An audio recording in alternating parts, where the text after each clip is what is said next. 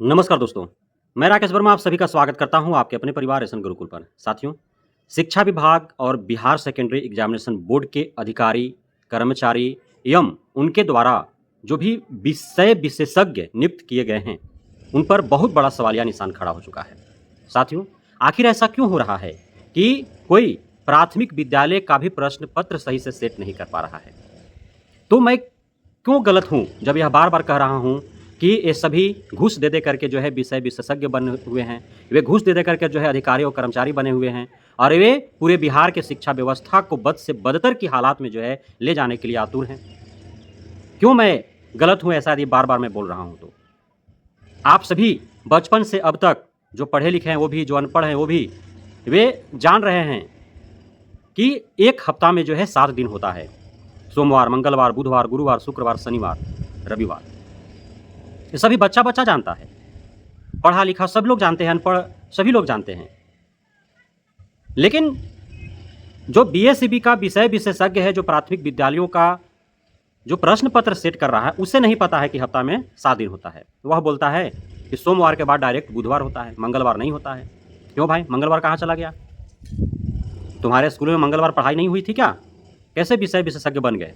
अब हैरान कर देने वाली बात यह है कि प्रश्न पत्र जो सेट हो रहे हैं, मैंने पिछले वीडियो में बताया था, कई दिन हो गए, कि जो प्रश्न पत्र जो मिशन दक्ष चल रहा है, जो विशेष कक्षाओं का आयोजन हो रहा है और उनका जो विशेष जो परीक्षाएं होनी है, तो उस हेतु जो प्रश्न पत्र सेट होंगे वह बीएसईबी की जिम्मेदारी है।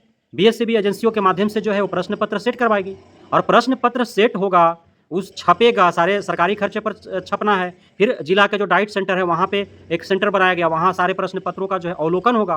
फिर परीक्षा होंगे और परीक्षा के उपरांत जो बच्चे होंगे वो जो उत्तर पुस्तिका तैयार करेंगे उसका भी जाँच जो है वो शिक्षक शिक्षिकाएँ करेंगे।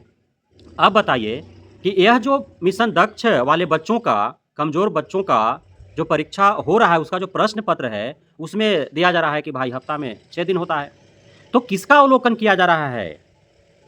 विषय विशेषज्ञों का अवलोकन किया जा रहा है, शिक्षा विभाग बीएसईबी के अधिकारी कर्मचारियों का अवलोकन किया जा रहा है, डाइट सेंटर के जो है शिक्षकों का अवलोकन किया जा रहा है, या फिर छात्र-छात्राओं का अवलोकन किया जा रहा है, या फिर छात्र-छात्राओं को उत्तर पुस्तिकों को जाँच करने वाले शिक्षक शिक्षिकाओं का अवलोकन किया जा रहा है।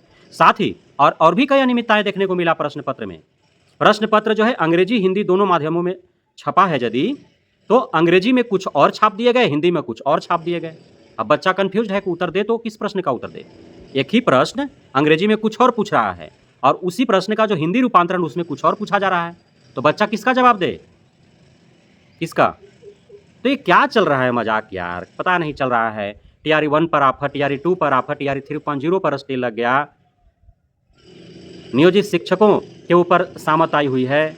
यहाँ मिशन दक्ष के तहत कमज़ोर बच्चों को पढ़ा रहे हो, परीक्षा का प्रश्न पत्र सही से छाप नहीं रहे हो, हफ्ता में 6 दिन बता रहे हो, हिंदी में कुछ और पूछ रहे हो, उसका अंग्रेजी रूपांतरण कुछ और पूछ रहे हो। पूरी तरह से सस्पेंड और कन्फ्यूज्ड बना करके रखा है।